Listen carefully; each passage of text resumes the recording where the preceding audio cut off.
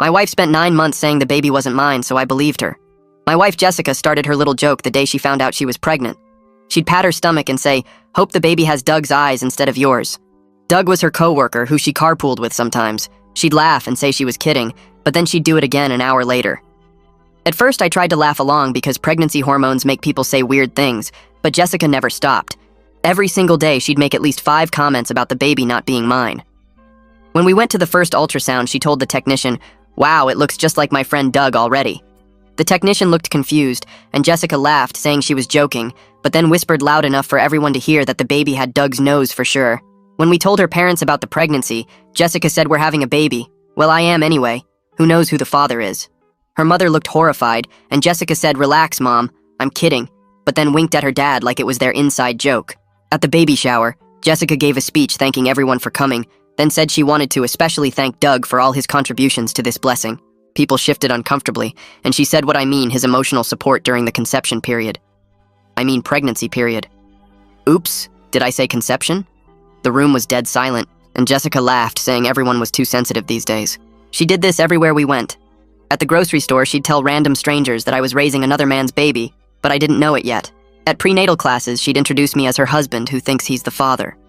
At work events, she'd joke about how the baby was going to have features that definitely didn't come from my gene pool. When I confronted her about it, she'd cry and say I was being controlling and couldn't take a joke. She'd say she was dealing with pregnancy stress through humor, and I was making everything worse by being so insecure. Then 5 minutes later, she'd text her sister about how the baby was moving, just like Doug moves when he's excited. I asked her directly if she'd been unfaithful, and she got angry, saying how dare I accuse her of cheating when she was carrying our child. But then at dinner, she'd say things like, "Technically it's my child, you're just assuming you're involved." My friends started asking if everything was okay. My brother pulled me aside and said Jessica's behavior wasn't normal. My mother straight up asked if I needed a paternity test, but Jessica would tell everyone I was being paranoid and jealous and that she'd never been with anyone else. Then she'd immediately make another joke about Doug being the real father. The breaking point came in the delivery room.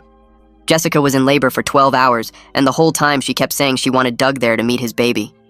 The nurses kept looking at me with pity. When it was time to push, Jessica screamed that she needed to tell me something important. She grabbed my hand and said, "The baby really isn't yours. I need you to know that before it's born." I stood up and said, "Okay, then I'm leaving." Jessica screamed, "What are you doing?" I said, "You've told me every single day for 9 months that this baby isn't mine.